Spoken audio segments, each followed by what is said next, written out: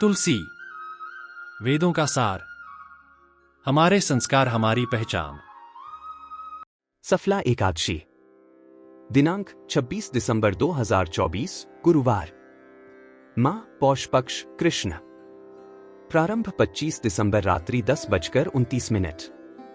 समाप्त 27 दिसंबर पूर्वाह्न 12:44। कथा।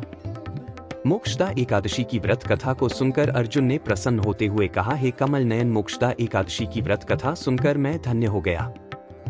हे मधुसूदन, अब आप पौष मास के कृष्ण पक्ष की एकादशी की महिमा बताने की कृपा करें।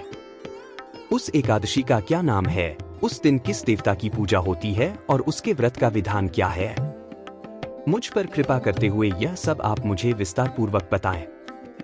अर्जुन की जिज्ञासा सुन श्री कृष्ण ने कहा, हे कुंती पुत्र, तुम्हारे प्रेम के कारण मैं तुम्हारे प्रश्नों का विस्तार सहित उत्तर देता हूं। अब तुम इस एकादशी व्रत का महात्म्य सुनो हे पार्थ। इस एकादशी के द्वारा भगवान विष्णु को शीघ्र ही प्रसन्न किया जा सकता है। पौष माह की कृष्ण पक्ष की एकादशी का नाम सफला है।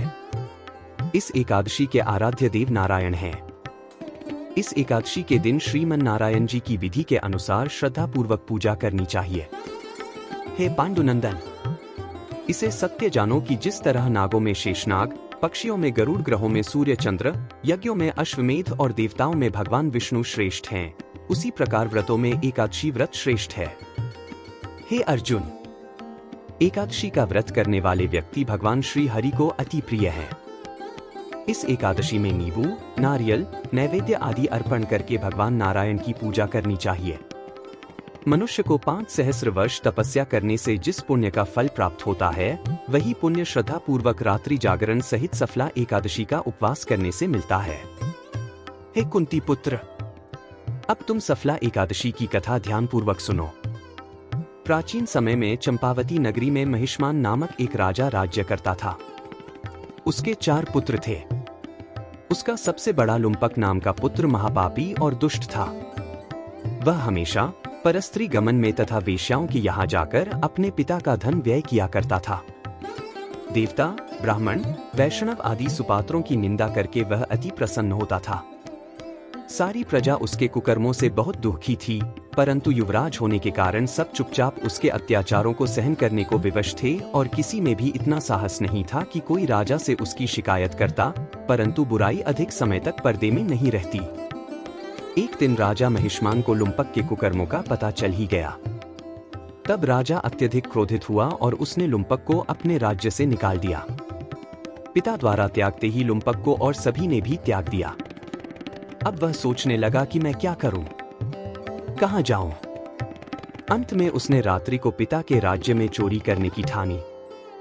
वह दिन में राज्य से बाहर रहने लगा और रात्रि को अपने पिता की नगरी में जाकर चोरी तथा अन्य बुरे कर्म करने लगा। रात में वह जाकर नगर के निवासियों को मारता तथा कष्ट देता। वन में वह निर्दोष पशु पक्षियों को मारकर उनका भक्षण किया करता था।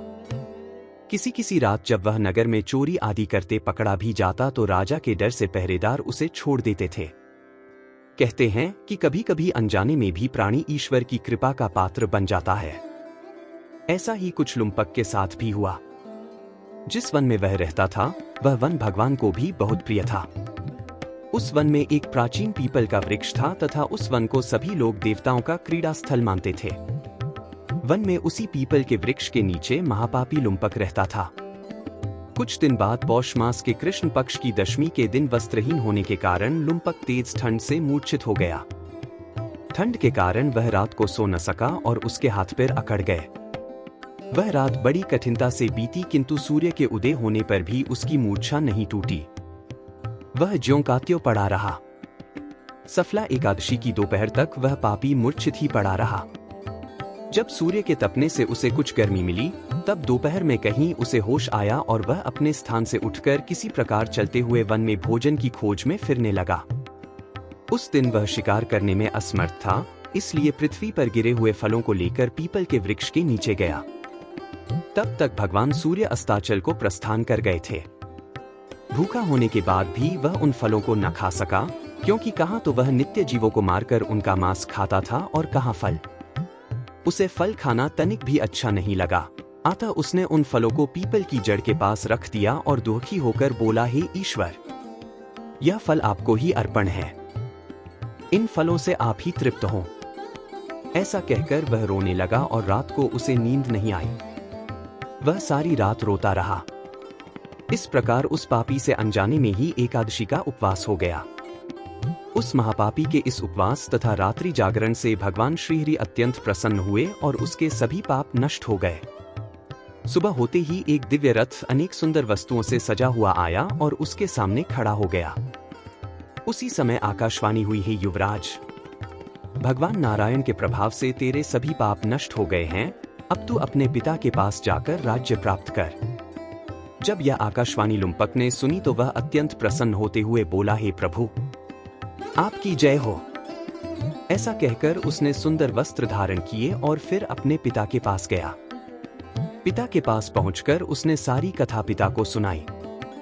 पुत्र के मुख से सारा वृत्तांत सुनने के बाद पिता ने अपना सारा राज्य तत्क्षण ही पुत्र को सौंप दिया और स्वयं वन में चला गया। अब लुम्पक शास्त्रानुसार राज्य करने लगा। उसकी स्त्री, पुत्र आदि भी श्री विष्णु के परम भक्त बन गए। वृद्धावस्था आने पर वह अपने पुत्र को राज्य सौंपकर भगवान का भजन करने के लिए वन में चला गया और अंत में परम पद को प्राप्त हुए। हे पार्थ, जो मनुष्य श्रद्धा व भक्ति पूर्वक इस सफला एकादशी का उपवास करते हैं, उनके सभी पाप नष्ट हो जाते हैं और अंत में मुक्ति प्राप्त होती है। हे अर्जुन, जो मनुष्य इस सफला एकादशी के महात्म्य को नहीं समझते, उन्हें पूंछ और सींगों से विहीन पशु ही समझना चाहिए। सफला एकादशी के महात्म्य को पढ़ने अथवा श्रवण करने से प्राणी को राजसूय यज्ञ के समान फल प्राप्त होता है। कथा सार। यह सफला एकादशी की कथा हमें भगवान के अति कृपालु होने का भान कराती है। यदि कोई मनुष्य अज्ञानवश भी प्रभु का स्मरण करे तो उसे पूर्ण फल की प्राप्ति होती है। यदि मनुष्य निश्चल भाव से अपने पापों की क्षमा मांगे तो भगवान उसके बड़े से बड़े पापों को भी क्षमा कर देते हैं। लुम्पक जैसा महापापी भी भगवान श्रीहरि की कृपा से वैकुंठ का अधिकारी बना।